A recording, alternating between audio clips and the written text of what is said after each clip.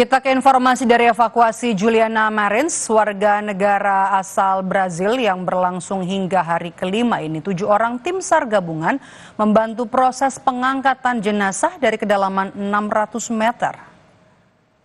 Jalan terus.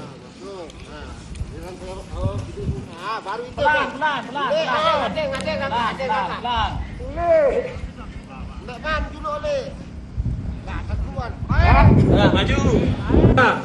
Jalan terus. Inilah visual di mana tim SAR terlihat bahu-membahu menarik tali sling yang sudah diturunkan untuk menjangkau korban Juliana Marins yang terperosok di jurang wilayah Cemara Nunggal di Gunung Rinjani, tepatnya di Lombok Timur, Nusa Tenggara Barat. Cuaca buruk, saudara, dan juga kabut tebal terlihat saat proses evakuasi pengangkatan jenazah ini.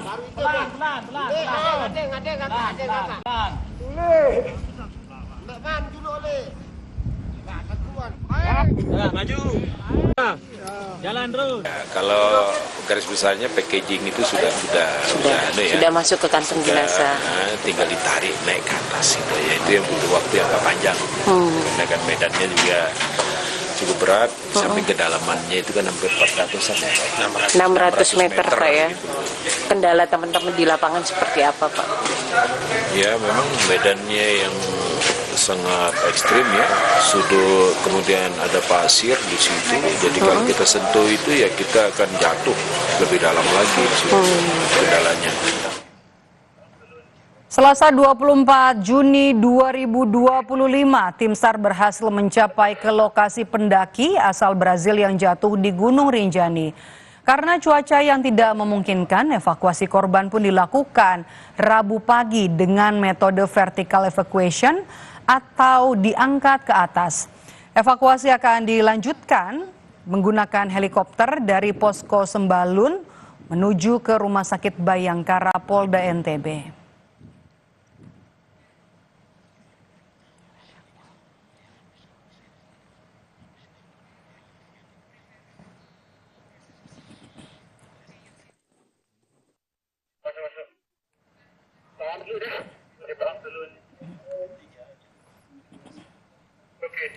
Dan saudara, setelah peristiwa jatuhnya pendaki warga negara asal Brazil Juliana Marins pada 21 Juni hari Sabtu di Gunung Rinjani kemudian jadi sorotan. Nah, Gunung Rinjani ini tentunya banyak jadi incaran pendaki profesional dan juga pendaki pemula hingga wisatawan asing karena Gunung Rinjani termasuk ke dalam daftar Seven Summits Indonesia. Gunung Rinjani ini saudara, kami hadirkan profilnya untuk Anda, berada di ketinggian 3.726 meter di atas permukaan laut dan juga merupakan bagian dari lingkaran api atau Ring of Fire. Dan yang perlu jadi catatan adalah Gunung Rinjani ini juga merupakan gunung aktif tertinggi di Provinsi Nusa Tenggara Barat. Dan selanjutnya kami akan ajak Anda untuk melihat jalur pendakian menuju ke Gunung Rinjani. Nah, meskipun medan yang harus dilalui para pendaki ini cukup menantang, ternyata Gunung Rinjani ini sangat populer di antara para pendaki, baik pendaki lokal maupun juga pendaki internasional. Ada 6 pintu sebenarnya untuk bisa masuk menuju Gunung Rinjani, tapi ada 3 jalur pendakian yang paling populer. Kita lihat satu-satu. Yang pertama adalah yang paling banyak disebut.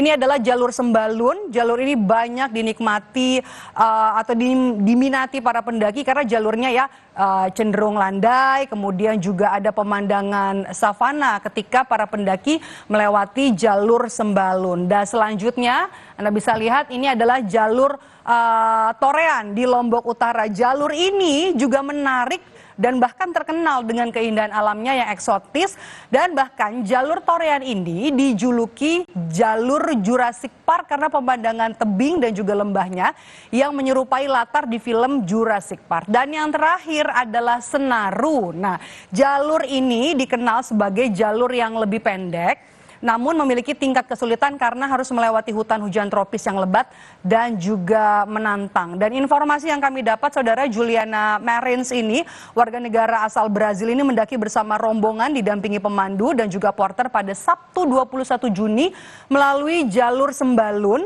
Dan pada pukul 6.30 waktu Indonesia Tengah, Juliana ini sempat meminta izin untuk beristirahat di sekitar wilayah Cemara Nunggal di lokasi tempat di mana ia diduga jatuh terperosok hingga kedalaman 600 meter yang juga dikenal sebagai jalur ekstrim untuk bisa menuju puncak Rinjani. Dan yang terakhir, kami punya gambarnya untuk Anda setelah menerima laporan soal jatuhnya warga negara asing asal Brazil, Juliana Marins. Tim SAR pun akhirnya kemudian menuju lokasi. Ini kami hadirkan dokumentasinya untuk Anda. Tim SAR ini menuju lokasi dengan memasang tali untuk bisa menjangkau lokasi pendaki, tepatnya di tempat ia terjatuh di tebing yang curam dan juga dikenal terjal. Tim SAR juga berupaya untuk turun ke bawah dengan menggunakan tali sling, namun belum membuahkan hasil pada saat beberapa hari pencarian sebelum ditemukan karena ada sejumlah kendala, diantaranya cuaca dan juga batas jarak pandang. Upaya lain yang juga sebelumnya sudah dilakukan adalah mengerahkan drone thermal yang akhirnya menemukan visual di mana Juliana Marins terperosok. Nah, tim SAR juga tengah mengupayakan untuk bisa menerbangkan helikopter untuk bisa mengevakuasi ataupun juga mengangkat korban. Itu dia tadi usaha-usaha yang sudah dilakukan untuk bisa mengevakuasi pendaki atau turis asal warga negara Brazil yang kemarin sudah ditemukan dan akhirnya sekarang sudah masuk ke tahap evakuasi. Dan memasuki hari kelima evakuasi warga negara asal Brazil di Gunung Rinjani dilanjutkan. Bagaimana jalan evakuasi hari ini, apa saja kendalanya? Kita tanyakan kepada jurnalis Kompas TV, ada Fitri Rahmawati di Lombok Timur, Nusa Tenggara Barat. Fitri, bagaimana upaya evakuasi? Apa saja kendalanya sampai dengan saat ini? Ya, Maidop dan juga saudara, kendala dari evakuasi saat ini adalah kendala cuaca. Cuaca yang saat ini mendung, berkabut, dan juga beberapa kali terjadinya hujan sejak tadi siang. Dan hingga sore hari ini memang hujan sudah mereda, hanya saja kabut semakin tebal. Ini menjadi salah satu kendala dari proses evakuasi yang dilakukan oleh tim SAR gabungan di kawasan atau di jalur pendakian tempat di mana korban WNA dari Brazil ini terjatuh.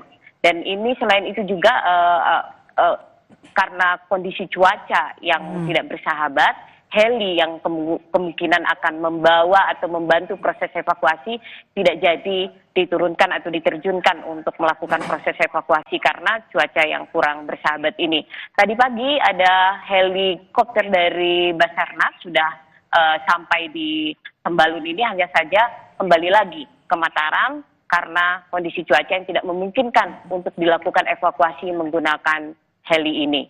Dan saat ini tim SAR gabungan dan pada tim yang melakukan proses evakuasi sedang berusaha untuk mengangkat jenazah yang sudah berada di kantong jenazah menuju ke Pelawangan Sembalun untuk selanjutnya dilakukan evakuasi menuju ke Sembalun dan menuju ke Rumah Sakit Bayangkara Polda Nusa Tenggara Barat di Mataram.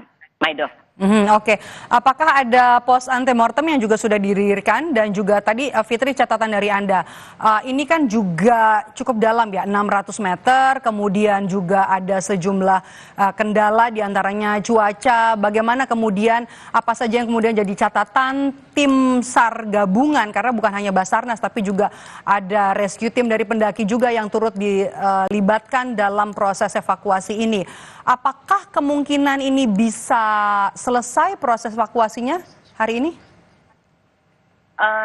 Proses ini akan terus dilakukan, sampai sore ini pun terus dilakukan upaya evakuasi. Kalau dari estimasi waktu, kemungkinan 5 sampai 10 jam jenazah akan sampai di pintu gerbang Kandang Sapi atau di pintu gerbang Bukit Tiga. Hanya saja ini masih estimasi, masih prediksi.